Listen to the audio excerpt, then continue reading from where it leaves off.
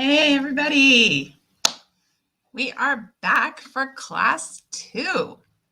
Class 2. I love it. I had such a great time yesterday. I hope you guys that were here yesterday got a lot of great benefit out of the class, had some good takeaways. I love seeing you guys already in the chat. Hello to Victoria, who's glad to be back.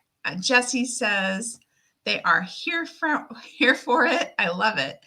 Stephanie and Brett are here and glad to be here. Great. Melissa, Sylvia, I love it, guys. So fun. I wanted to start with something a little bit fun today. Let me know as people filter into class, because I know it takes a couple minutes for people to get their notifications and show up. In the chat, give me an emoji or emojis that maybe had something to do with your day, and I'm going to show you mine. So my day was walking person and 2 bunnies, because I went on a walk this morning. I saw 2 bunnies here in the city of Seattle. And also my day went by as fast as a bunny, like a blink. Didn't even have a super fast day.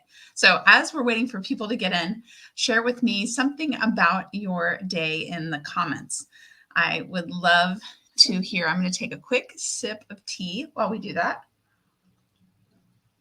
And then I would love to start with a couple, go over a couple of things. Oh, yay, Raina's here. Oh, no.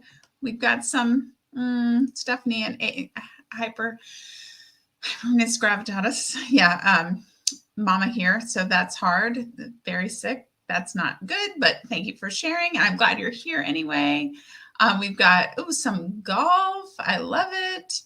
And some sleeping. I love it. Cheese. Oh my gosh, D. Cheese, I feel like, is what I eat. I'm doing a little bit of a keto thing right now, trying to get some health, increase some health. And I feel like cheese is what I eat too. So I'm right there with you. I love it.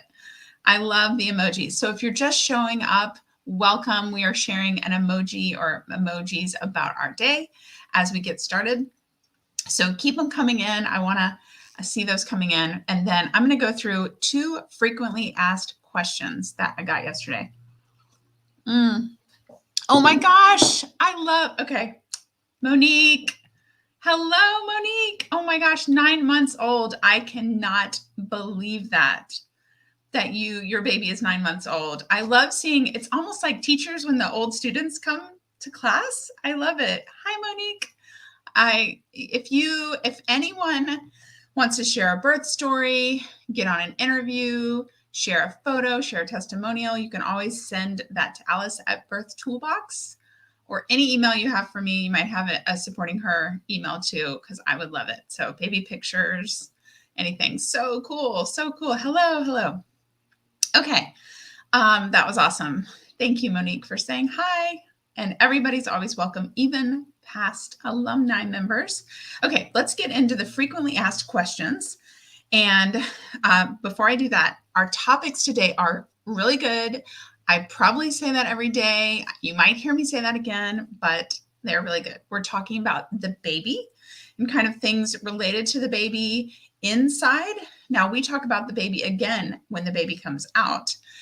We do our first moments with baby later on in class, but today we're talking to baby on the inside, and we're also learning a new tool for our toolbox. You guys know our toolbox over here. We're learning and practicing our breath. So it's going to be a great class today. So question that I got from several people, so I must have made it confusing, which sometimes I do, is whether or not the recordings are $19 each per class or $19 for the set. So they're $19 for this set. So if you break that out per class, I don't sell them individually, but it'd be like $1.36 per class. So that was a frequently asked question that I got. And then the other one that I think was confusing is about this little sign right here, the follow along pages, because I think I only mentioned that a couple times. But if you, I have for years used this book, Preparing for Birth. It is an awesome resource. The reason I like it is because it's that straightforward style that I really like. I feel like my teaching is. It's not a lot of extra fluff. It's really like tell you what you need to know and make it easy to find the information. And it covers a little bit of pregnancy, labor, birth, and then it has an excellent section about newborns. Postpartum and newborn life with baby. So it is, if you were taking a class with me in person, paid class, I would give you this book, and it's a great reference. And that's what this is right here. So if you buy one of our extra packages that go along with this free class, 2 of our packages include this book. So I like to make sure that you guys that are following along in the book can get that. And if you are watching internationally, we have a digital version of the book, or if you are watching like right now and you want the book tomorrow, we have a digital version for you to look at also in the meantime. So those were 2 of my frequently asked questions I wanted to get through real quick. And I love seeing all the awesome emojis about your day. Thank you for sharing. Before we start to jump into the content, I want to show you one thing related to those frequently asked questions. Not that is my slides. So I'm sharing on the Birth Toolbox website. That's where you can buy any of the class resources that go along, including the recordings. So the recordings are open for 24 hours after the recording. So actually at the end of this class, the class from yesterday will no longer be available on YouTube. And then if you scroll down this page, the best way to look at the options is in this table. So that's on the Birth Toolbox site, and super easy. All the links are below. And that's all the business I got right now. And we are going to get started with some slides. Oh, that's later. We're having a giveaway today. I know we did our big giveaway yesterday, and I said that I might be able to do some more giveaways. And I figured out how to do some giveaways, and you have to be in the live chat. So if you are hesitant in getting in the live chat is the place to be today. So also, hello to Tanya, my friend Tanya in Melbourne. Oh my gosh, Tanya's on the Lamaze board with me. So fun. Oh my gosh, so cool. We have a great group tonight. Tell me in the chat, what is one takeaway that is lingering in your head from last night? So if you were here with me last night, let me know. And in the meantime, Jenny's, I might win for your emojis, because I really think I can feel your day. Jenny's pregnant, and there were fires, which caused smoke, which made you feel like crap, and felt sick and crying. I think that's right. Man, Jenny, that sending out a hug, that sounds like a hard day. Okay, so we've got limp and loose. Great one. This is a good one. The right to refuse a cervical exam prior to labor. Absolutely. Brett says loose glutes. I'm glad you remembered that one, Brett. Loose glutes, right? We don't want our bum to be clenched. No clenching bum. Awesome. Yay, horse lips, boneless, loose glutes. Again, I love the loose glutes. We're going to totally talk about that one. Yay. Okay. And who did the homework? I know Sylvia did the homework because she saw the visual of the cervix dilating. So if you did homework, then you might have seen that. All the homeworks are linked together. Okay, today we're talking about the baby. So let me grab my baby. I'm also going to need to grab my, oh, that was a stretch, my pelvis. Okay. Whew. The baby can have an impact on our labor. And let me just move this. I'm glad you guys have some good takeaways. So the baby, it's themselves. We're going to talk about how birth works. Okay, the baby. These are the three topics I really want to cover with today's class and when it has to do with the baby. The first one is I want to talk about baby's position, how it relates to the pelvis, and then we're going to talk about water breaking and how that's related. Now, the baby and the baby's position can have an impact on how labor goes, how smooth labor is, how quick labor is. And I introduced this a little bit yesterday when I was talking about the cervix. Remember our closed cervix, and that a lower baby can put pressure, and then after the water breaks, we can have more pressure, and the cervix can hopefully start dilating faster when we have that pressure, right? So we talked a little bit about how the baby can actually impact the labor. Well, one of the main things when we talk about the baby's role has to do with the baby's position. And man, there is a lot of research and thought right now put into baby's position and how to get baby in the optimal fetal position. And this topic, if you have heard the term spinning babies or a sunny side up baby or posterior baby, then you're familiar with some of what's going on in the world of birth, trying to figure out how to get this baby in the optimal position. But so I'm not going to go really deep into that, but I will refer to, actually, I'll put it down below. The Spinning Babies website is amazing for all things baby position. What I want to do is really give you guys, I said that I'm kind of practical and straightforward in my teaching. I want to give you like the big picture of this.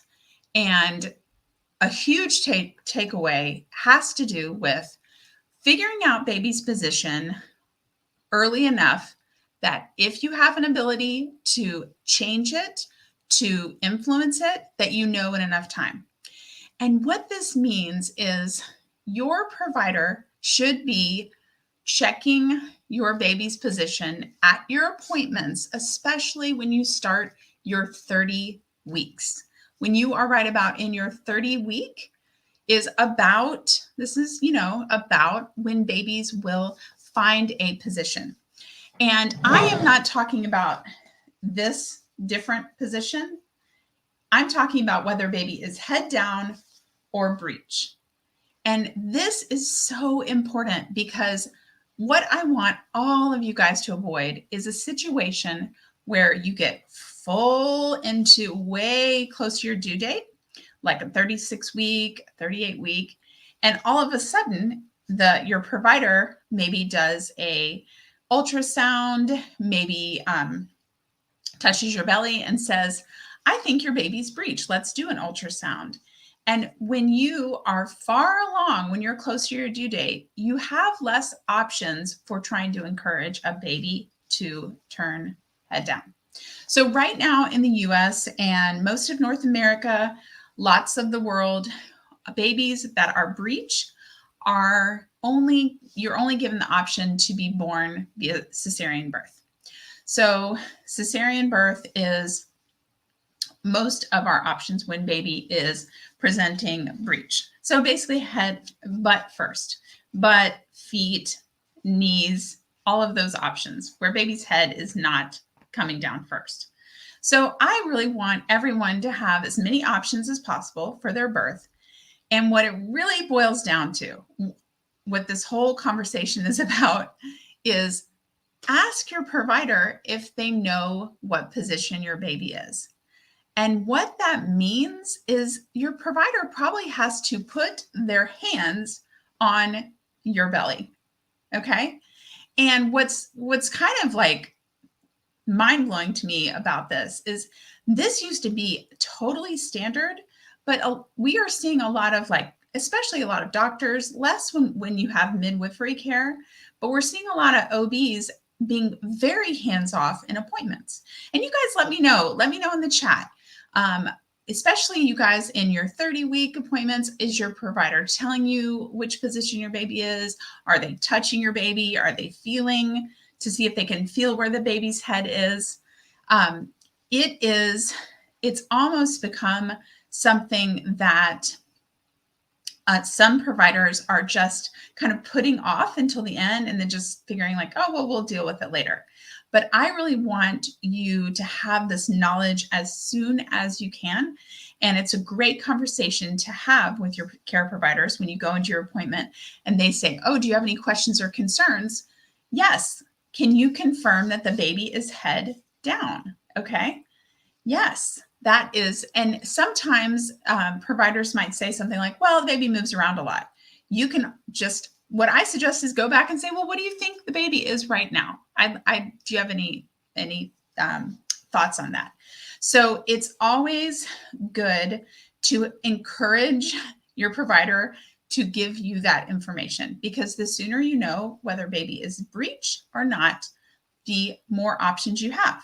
Now, one reason for that is space, right? As our baby gets bigger inside of our uterus, there's less room in there. And if we need our baby to make some big moves, like here to here, you know, having more space to play with, more room around is a lot better. Also having just time to try things. And some of the things we might try include things like acupuncture, which has been shown, research has been shown to effectively turn breech babies using a technique called moxibustion. And chiropractic can help turn babies too. So it is something that my big takeaway, so I'm going to ask you if you have any takeaways. I want everyone to think, ask at my appointment, what is my baby's position? Is baby head down? Can you confirm it? So I love that you guys are sharing in the chat. We've got some people that aren't, no position mentioned. Yes, Joe and Amanda, you guys are going to ask that. Nobody has touched Melissa's belly yet at all. Yes. So hands on, say, put your hands on my belly. Tell me where my baby is. Yep. Even the APRN can definitely say that too. Older doctor, that's very hands-on. Dusty has. Yep. Yep. So probably still has some of that experience. Okay, Jenny. So Jenny, you're very familiar with this. We've got a breech baby. And if he doesn't turn, they're going to try to turn him. So yep. Great. Good. So, and Jenny, sounds like you're doing a lot of work too with acupuncture and chiropractic. Yeah, excellent. So the sooner that we know, the sooner we're going to have time to fix a problem that we might have. So that is breech versus head down. Now, when Jenny shared, they're going to try to turn them. What that is called an external, it's an ECV, external cephalic version, so head. So it's when the doctors will, in the hospital, usually, sometimes in the office, will actually from the outside of your belly turn baby. And it's not that easy. There's a lot of a process that they review, the baby's position, where the placenta is, how much fluid is in there. So there's a lot that goes into that before just walking over and turning the baby. But it is an option that some people are offered with a breech baby. Okay, yes, and it can, and that can hurt and be hard. So all of you guys who are either in your 30s, 30 weeks, or heading into your 30s, keep that in mind. Baby's position. Excellent. Yes. And midwives often are all about where the baby is. Yeah. Garly. Yeah. It's just very different. So we are going to take breech baby now and kind of put that topic over here. And from now on, we're going to talk about head down babies. So head down babies, it is quite, no matter which way the babies enter the pelvis. And this model, though it looks a little funky, it's pretty accurate, where baby has to make a lot of turns, little turns, tiny movements to get down. And you think, like, why does it have to be so hard? Well, it makes sense, right? We want baby to be safe inside the uterus. We talked about that lock on our cervix, right? Our cervix is designed to keep the baby locked in. Well, our pelvis is actually also designed so the baby has to make quite a journey to get through. Now, the way that the baby enters the pelvis or turns while they're making their journey can impact labor. And the main thing that we talk about when it comes to position is a baby that is posterior or sunny side up. And what that looks like is, so your pelvis is like this on your body. That is when your baby at some point after they have engaged into the pelvis, their face is looking up. Okay. So what happens with this, very common, is that, see, as you can kind of see here, see how baby kind of slides in this hole. But when baby's going this way, we've got the head right up against this back. And that can cause a couple things. First, it can cause something called back labor. You guys might have heard, if anyone has a birth horror story, sometimes it involves back labor and can be very painful. So back labor, or it can cause it can cause the pain of back labor where you're feeling all of your contractions right here, or even in between contractions, you're feeling pain in your back. And or you can get a really funky labor pattern. So tomorrow we're talking about contractions, and I'm going to give an example tomorrow when we talk about the patterns and all that. I'm going to give an example of what back labor would look like, because it can really throw people off that they think that they're further along in labor, but they're just having a back labor pattern. So what do we do about it? Here we are, 36 weeks pregnant, 29 weeks pregnant, like Sandra says. Do we have much control over whether you're going to have back labor, whether the baby is going to be in a posterior position? It's not completely cut and dry. Some people, like the founder of Spinning Babies, Gail Tully, she's got some great information on things you can do before labor, positions you can get in, things you can do to help encourage a baby to not be posterior. There's also some things that labor and delivery nurses, doulas know, some tricks of movement and that kind of thing to help encourage a baby who's posterior to turn. But that being said, I've seen people do all the right things and we still have a posterior baby. So what a posterior baby can cause is sometimes a more painful birth, sometimes a longer labor. And if baby doesn't turn, can be a more significant pushing phase. So you're gonna rehear this again on pushing, just so you guys are familiar with that too. Great question here with Melissa. Is it more likely if you have an anterior placenta to have a baby that is sunny side up? So I don't know if there is any definitive research on that. I do not think there is.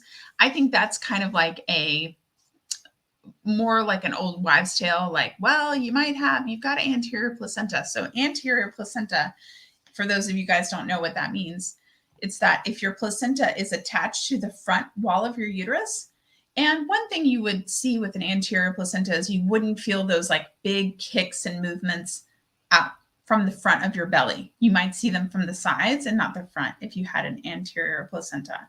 So I wouldn't, what I really want to let you guys know when we talk about baby in position is sometimes we have control, sometimes we don't. But one way we can really help the process, whether it is a baby that's sunny side up or not, is to keep moving our pelvis.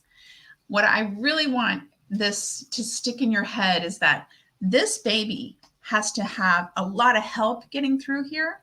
And our pelvis, different from this model pelvis, our regular pelvis, it can move and change as we move our legs and move our knees, as we move our lower half. The pelvis changes, and we have the inlet of the pelvis can change ever so slightly. The outlet of the pelvis can change ever so slightly. And those changes that we can make in our pelvis with movement can make a huge difference in labor and helping this baby out. So when we talk about movement and changing positions, which I believe is tomorrow when we talk about contractions, tomorrow's a big day. So we're really gonna hit some good stuff. Let me just look to make sure. But so tomorrow we're talking about movement and positions. So changing up your movement, always thinking about like, what is your pelvis doing and why is it important to move? It's because this journey, we need to help this baby out as much as we can. And if we do experience back labor, we need to be changing positions to try to encourage baby to rotate and turn out of a position. Okay, what are you guys thinking? Does that make sense? Let me know in the chat. Also, I did not say, but yesterday we had 226 chat messages, and I would love to beat tonight from last night. Best that.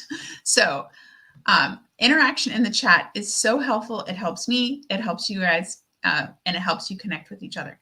So yes. And yes, Rochelle, you're getting close. You're doing hands and knees, sitting on a yoga ball. I love it. That's awesome. Good job. And we're going to talk about lots of movement stuff. Yes. Oh, good question, Gloria and Alex. Do you mean keep moving the pelvis during labor or beforehand? During labor is really excellent, is really what I'm talking about. Yeah, beforehand is great too, but I don't want you to get tired and think about, oh, I've got to be moving. No, in labor. Because before labor, here's something that we're going to talk about today is station. And I was going to talk about the water, but let's talk about station. Good. You guys are making sense. So before labor, baby is likely not engaged. So it doesn't, us moving in labor now doesn't necessarily help this journey, right? Now, it can be great to change positions to help encourage baby to engage. So when we talk about baby dropping and signs of labor, which I just laugh so much because when people comment on your belly and whether your baby drops or not, it's just the funniest thing to me. I remember being pregnant, going into the grocery store and having some man say to me, oh my gosh, your baby dropped. And I was like 32 weeks pregnant or something at the time. I was huge. I always get kind of large when I'm pregnant. And he was like, oh, your baby dropped. I'm like, no, thanks. But no, I was also a doula. So I knew better than this guy does, but people do like to talk about that. Baby dropping is when the head engages in the pelvis. Now, here's an interesting little tidbit that I really like. For first time pregnancies or births, your baby often will engage in your pelvis and before labor starts, like could be days before labor, could be a week before labor. Sometimes can engage and then can pop back up too, which is really weird. But if for second time, third time, fourth time pregnancies and births, a lot of times babies don't engage until right in the top, right when labor starts. So it's very different. Okay. So when we talk about Kendall, I like your comment. Yeah, let the pregnant woman sit down on a seat on the bus. Come on. That's when you need to like kind of huff and puff and grab your belly, right? And they think that you're in labor. No.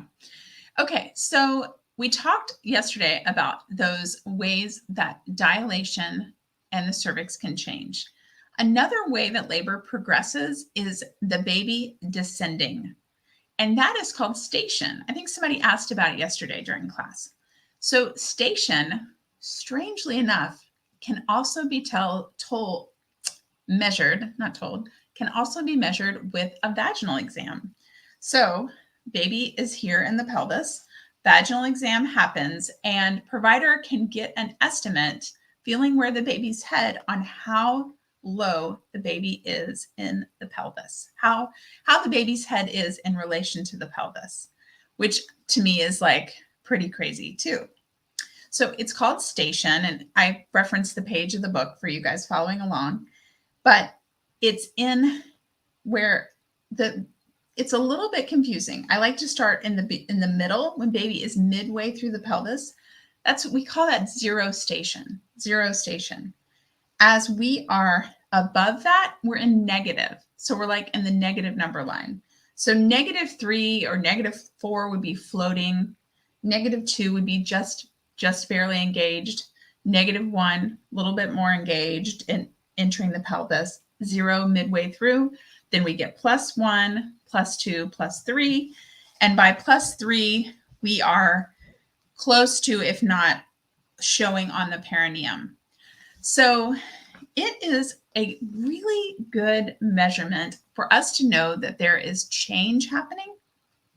And this is the main takeaway I want you to know from the station and the pelvis, is that when you have a cervical exam, a lot of times they don't share what your station is. And I think it's great information, and raise your hand if you like data, or let me know in the chat if you're someone who likes more information, more data. So here's the scenario. Been laboring at home for a while. You go into the hospital, you get checked, you're 3 centimeters dilated, you're 80% effaced. Baby's station is -2, okay? So baby's engaged. Then labor, and time passes. You get another cervical exam. They're like, you're 4 centimeters dilated. You're still 80% effaced. Baby station is -1. Well, you might inside be like, oh gosh, I only went from 3 centimeters dilated to 4 centimeters dilated. Like, what's going on?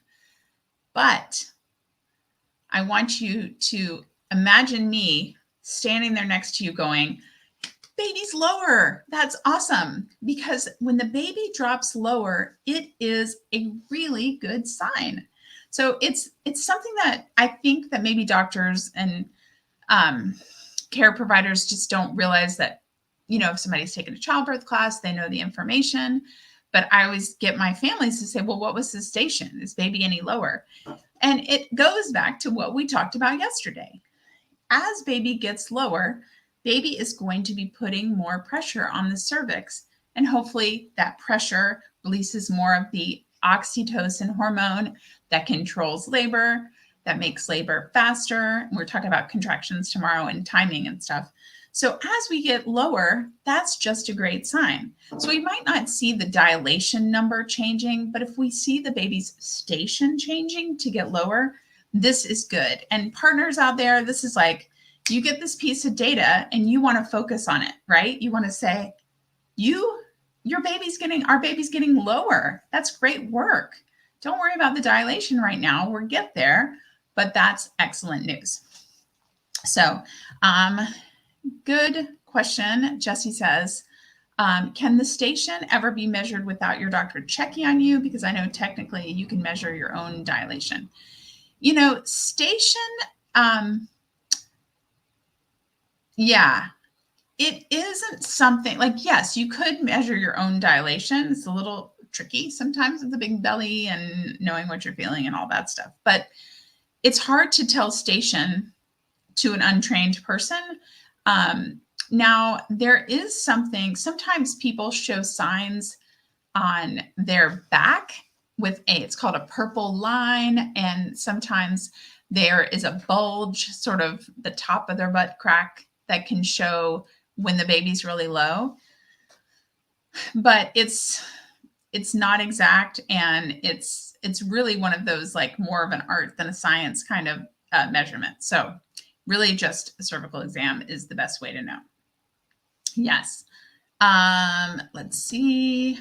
Yeah. About breech babies, till when can the baby change position? Oh, this is a great question. Breech babies. So It depends on their care provider, but some care providers, if the baby is breech at 38 weeks, they might go ahead and suggest a cesarean birth. Now, you might have options to wait, to give the baby more time, to go into labor even before the cesarean. And we're going to talk about this more with cesarean, which I think is class number 11, if I remember right, or 12. But generally, we see a lot of scheduling happen right around that 36-ish week mark. 38 week mark. So knowing the sooner, the better. Okay, so we have got position of baby we talked about. We talked about station and how to know. Now, again, dropping engagement, it's a sign that things are happening, but it's not I'm going to go into labor tonight necessarily. So if we notice, and a lot of times people feel dropping when they feel like, oh my gosh, all of a sudden I can breathe. Like there's a lot more room up here. Or sometimes you'll feel like your center of gravity is off when the baby drops. Sometimes people have less heartburn when the baby drops. There's all these little signs sometimes that can happen. Yes, Sandra, you summed this up so well. There are a lot of factors to consider if labor is progressing, but they only focus on dilation. Yeah, yes, that does happen, and that can't. But you don't have to. You don't have to be that way. You don't have to focus on dilation. Asking those questions is really important so that you have a full picture of what is going on. Okay. Let's talk about this third item. Oops. There it is. And that is the water breaking. Man, water breaking is like, I think, one of those mysteries of labor that just make labor so stressful sometimes for people and unknown. And it's just, to me, it's like, when you really think about it, it's kind of cool. Like you're walking around with this big balloon filled with water that at any moment could just bust open, like in the movies, which is why movies and TV almost always get it so wrong. And if I'm ever watching a show and someone's pregnant and they go into labor this way, I just look over at my husband and he's like, oh, we should turn the channel because Alice is going to start getting angry. So yes, it happens sometimes where people are somewhere that's inconvenient and their water breaks. It does happen sometimes, right? Okay, I'll give you that. Does it happen a lot? No. Is it going to happen to anybody in this class? Probably not. Probably not. Now, if it does, and you've got an awesome story that you're going to prove me wrong, you're going to come back after your baby and share with the class, because I know it does happen. But the majority of people, their water doesn't break until they are way into labor. Okay. Labor has to actually have gone on for a while before their water breaks. Now, it's also called rupture of membranes, if you've heard that term. And there's a few types of rupture of membranes. So there's one type that happens before labor starts, and that's what we call premature rupture of membranes. And that can be a tricky situation. So that's when your water breaks and there's no labor, nothing's going on. In that case, providers have a whole different situation on how they treat that, whether they give you a certain amount of time, whether they don't give you any time, you have to go into the office there, the hospital. That is definitely provider dependent, and I've seen the whole range of that. But sometimes people have to end up being induced if their membranes rupture before labor.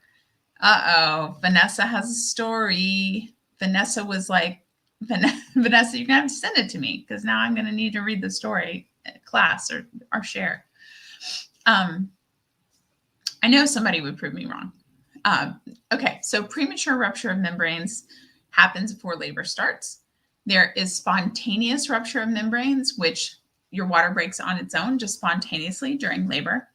And then the last type is called artificial rupture of membranes. So that is when your provider will rupture your membranes for you. So let's talk a little bit about that.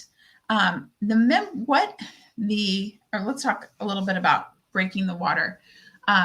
What is the water good for anyway?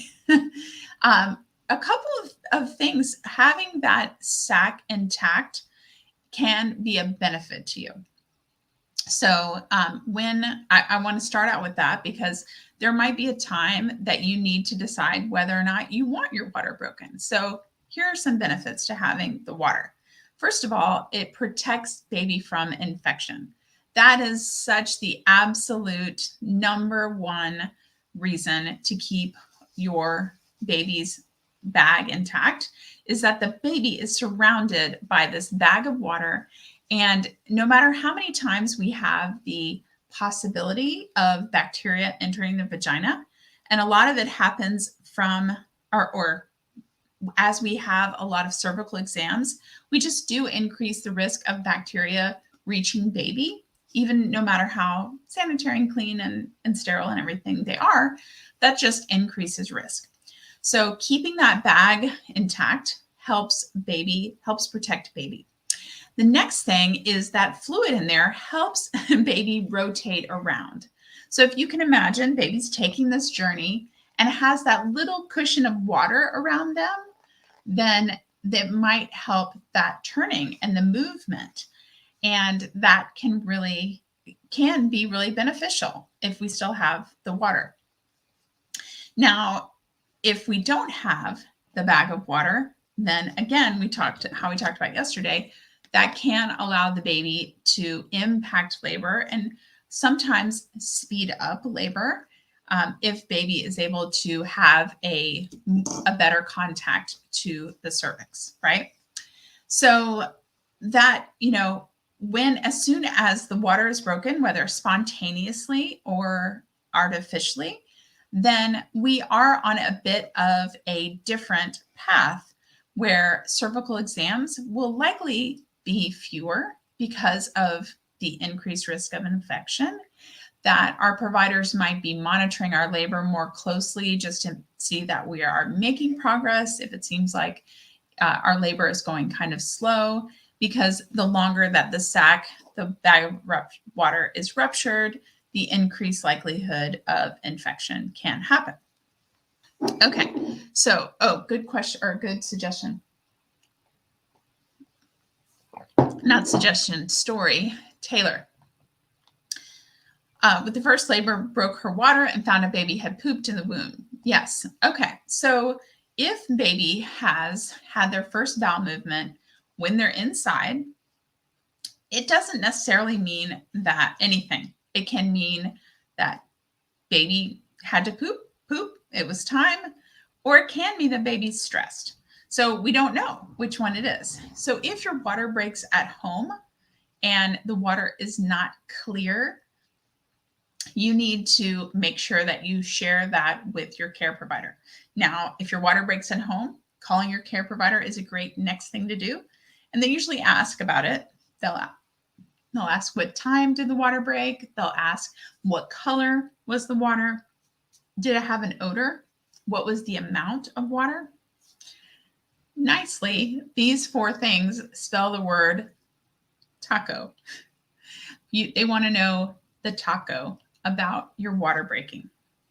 So it's nothing that you need to remember, or, they'll ask you all these questions.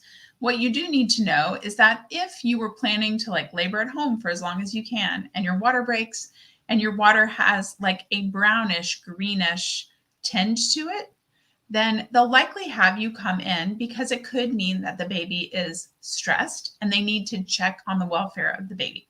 Okay. Also, if that happens at the hospital, like Taylor had shared, and found out baby had pooped in the womb, they might do a little extra monitoring on the baby. And also, I'll reiterate this when we talk about the baby again, they will often have some special people from the NICU to check on baby. as soon as baby's born. So depending upon how much that poop existed in the water, if it was very thin, if it was thick, who's going to be the first to put a poop emoji in the comment box? Now, I don't think I talked about poop in our first class of class 1. We talked about our glutes. We didn't talk about poop. And it is a topic that will come up guaranteed in several other classes. So I just want to thank you in advance for if you're someone who's like uncomfortable talking about a lot of this stuff, or maybe you're with your partner and you're not very comfortable talking about some of this stuff, like, thank you.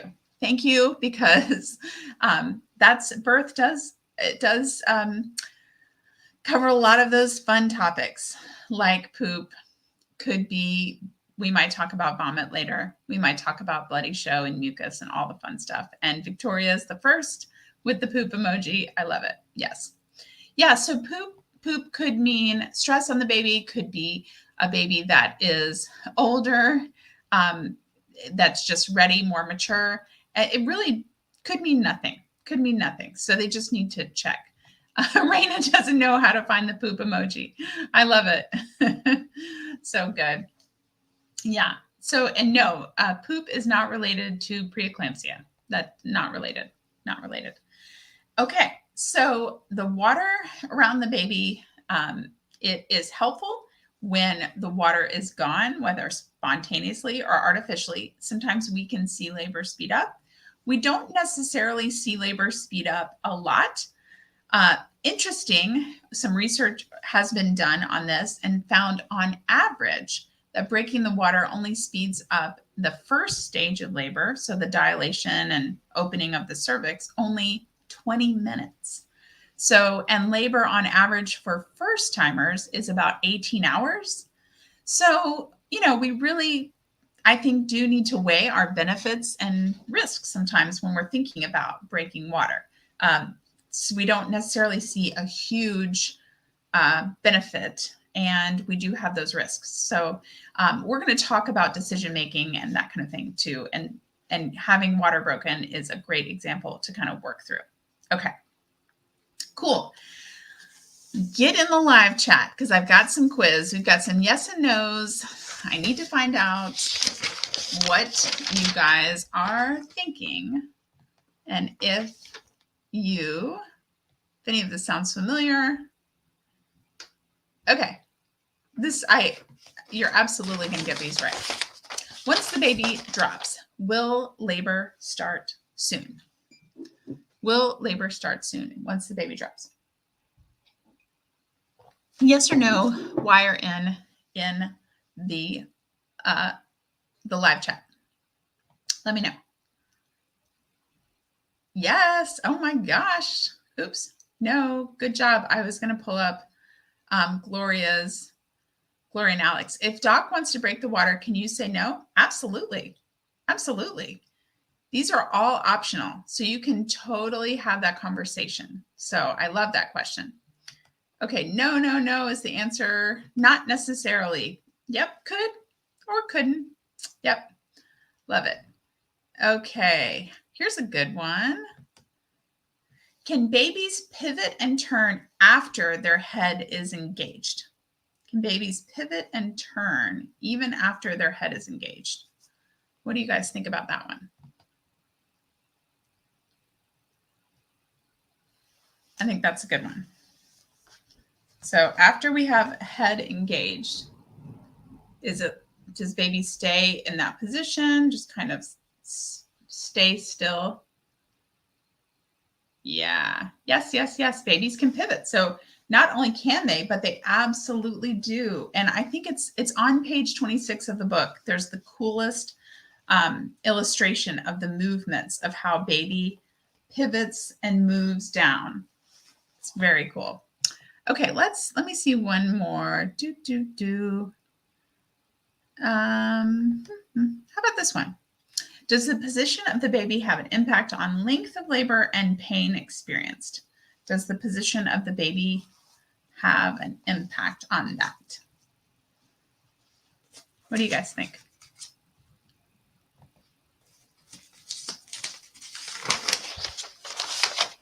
Yes, yes, yes, yes. Good. I love it. I love it. So today we covered baby position, we covered rupture of membranes, and we talked about station. So takeaways. Instead of you guys giving me your takeaways, I'm going to give you, we're going to flip it on its head a little bit today. Flip it on its head. That's funny to me. Doula jokes. That I'd love to share my takeaways before we talk about our coping technique and do our giveaway.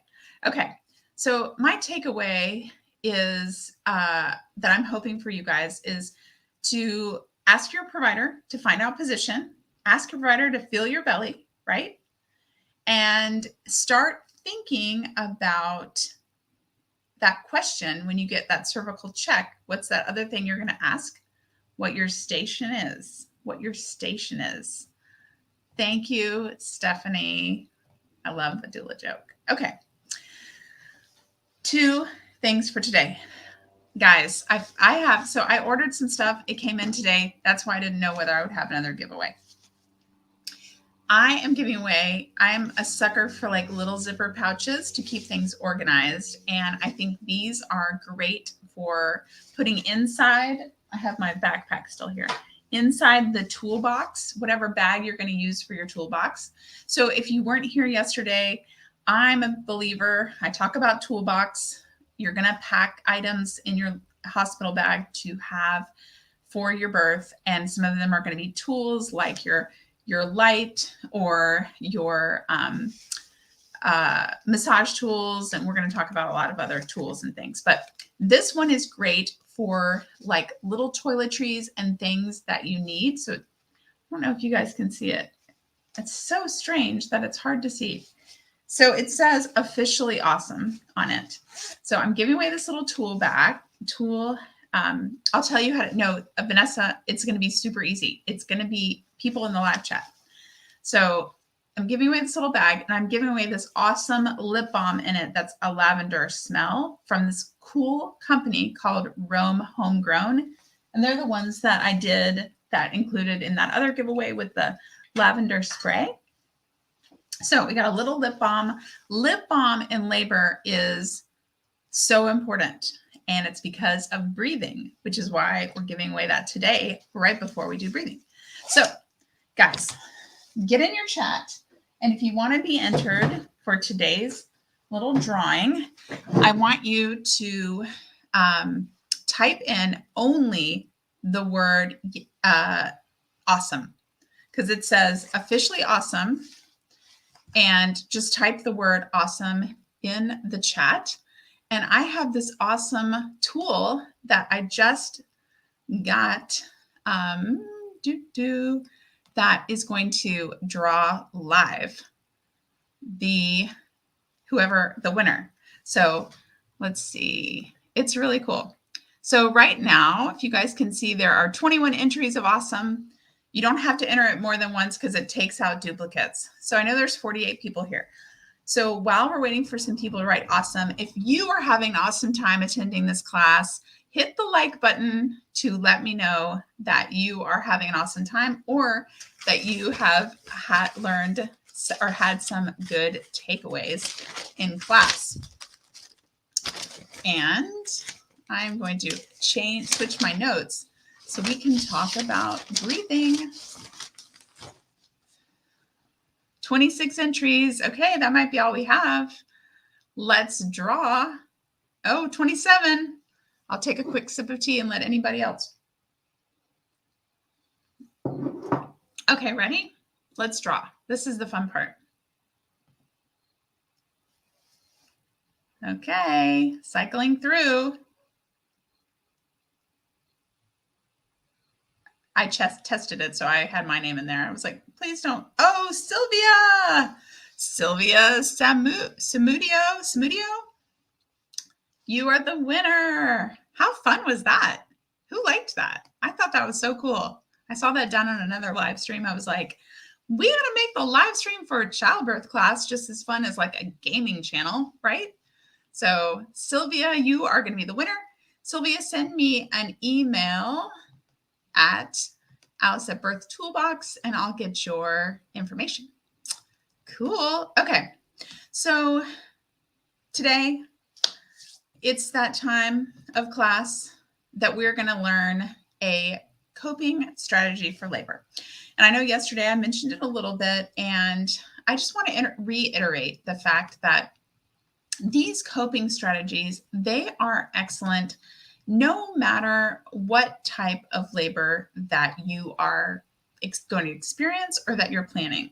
So whether you are having an epidural, whether you are having a cesarean birth or a natural unmedicated birth, these techniques are so foundational. And the one that we're learning today about breathing, it's like the easiest and the most powerful, and yet sometimes not taken advantage of like it should. So of course we're breathing all the time. So yeah, we're using our breath. But what this technique is intentionally breathing in a way that is going to set up the foundation of all of our other techniques. So when we practice from here on out, for the next 12 classes, we are going to use these breathing techniques as the foundation when we do even like limp and loose. But when we think about breathing, I want to show, let me share this slide. Let me know in the chat if anybody here is a skier. I'm from Atlanta. I learned how to ski when I lived in Seattle my first time, which was right after I finished university.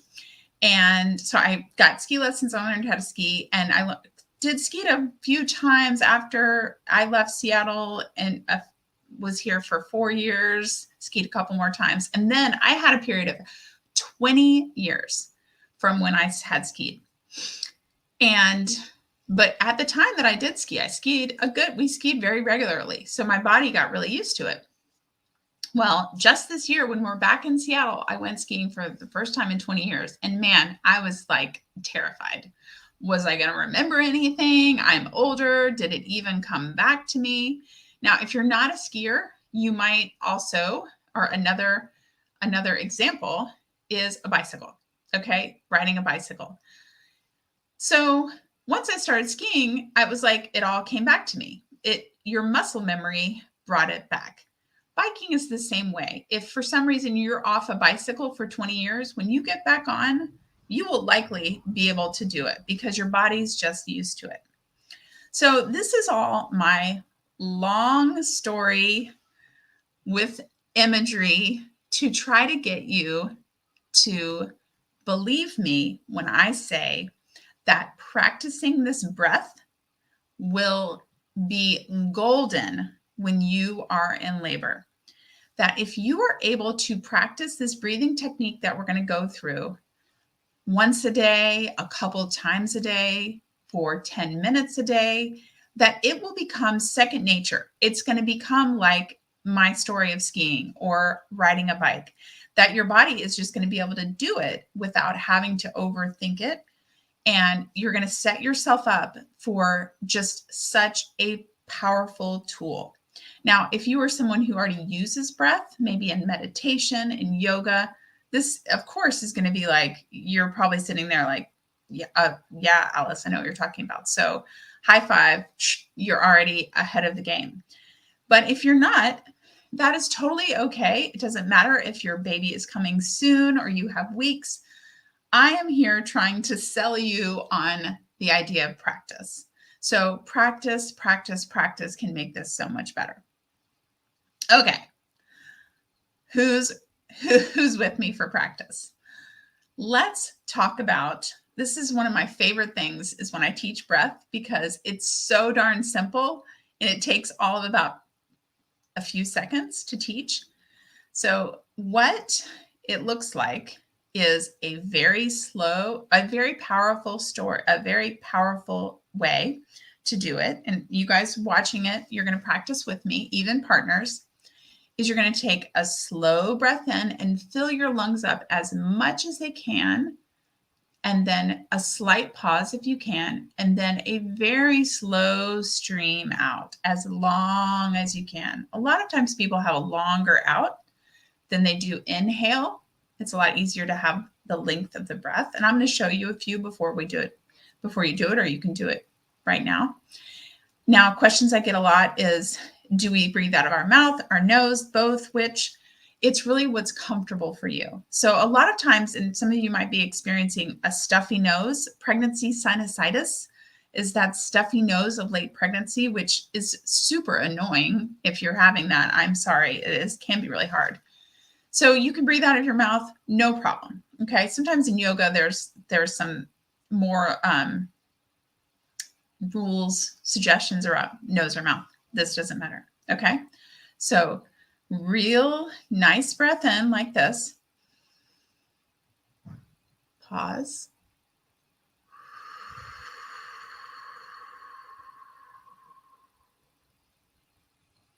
Again, nice breath in. Pause.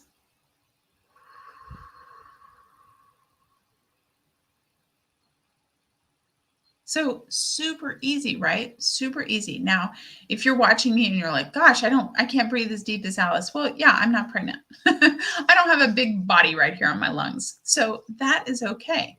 But the more you practice, you can actually get a deeper breath, a longer breath, and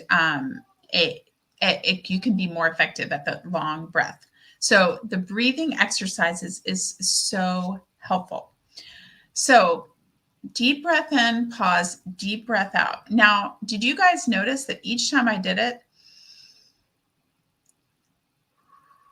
I used my hands. I used my hands up and down, up and down. Partners, this is an excellent thing for you to practice, because being able to give nonverbal help is really great in pregnancy. I mean, in labor, having someone tell you what to do is sometimes can just not feel as supportive. Like, you need to breathe, breathe, long breaths.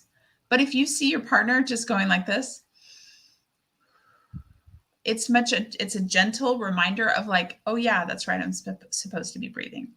It is so common to want to hold your breath, right? When we talked about like, hold your breath, brace, right? The brace against the wave.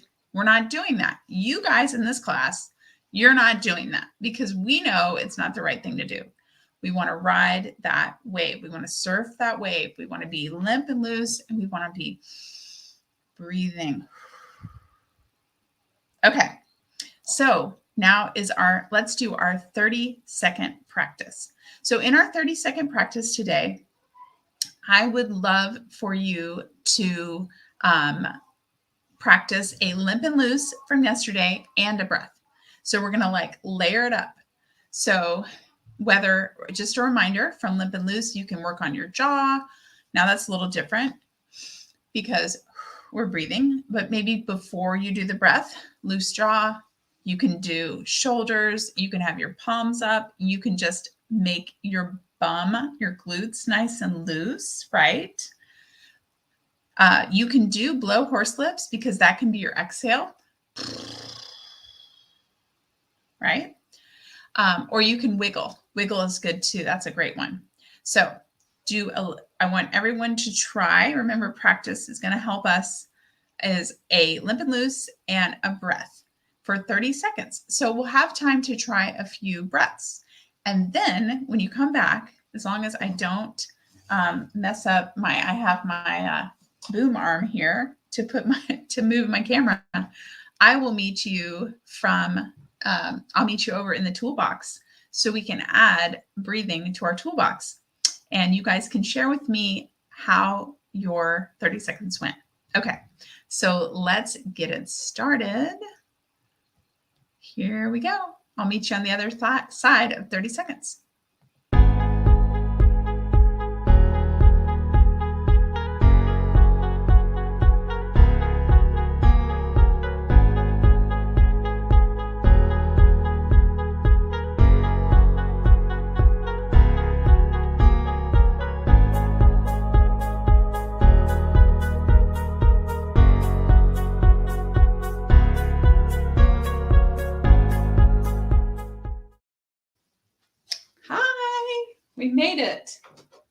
Okay.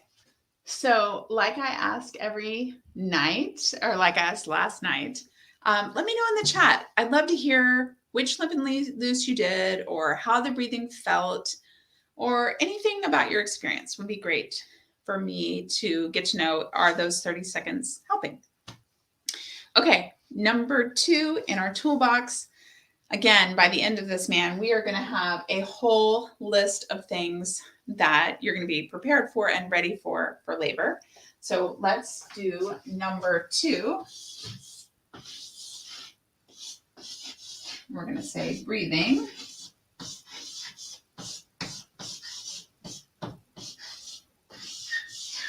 Breathing. So breathing is going to be one of our absolute, or not one of our, but our main foundational coping technique. So whether you are in the middle of a decision to whether or not you're having a cesarean and you are feeling anxiety, partners, that's when we need to do that nice breath. Okay, we've got some palms up, horse lips. We've got, oh, so relaxing. Lily, my daughter, likes the chalkboard. Thank you, Lily. I didn't know. This is my college daughter. Thank you for popping in. I love it.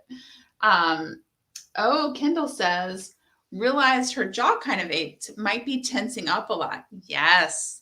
If you are breathing and you're feeling like, wow, lots of tension, that is something to really be aware of as you're going forward. So good practice. Awesome, guys. I love that everybody is, I can't see you, but I know that you're practicing with me, which is awesome. So good. Okay.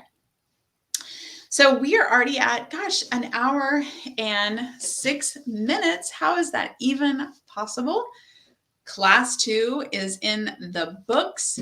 Speaking of books, if you want to grab a copy of this book, highly recommend it. Links are down below, along with the links to homework, the links to support the channel. Again, likes and shares always are a huge supporter to help the free class keep going. And if you ever need to get in touch with me, Alice at Birth Toolbox, and underneath we have got check for that little fire sign where you can get links to the recording. This recording will be available for 24 hours. So if you need to watch any part of it that you missed, make sure you do it before the end of class tomorrow. Tomorrow, we are talking about contractions, which is the work of labor. And we're talking about movement, which is going to be really cool because we're going to talk about some positions. And yeah, you're not going to want to miss. So hope to see you tomorrow night, and you guys have a great night. Thanks for joining me.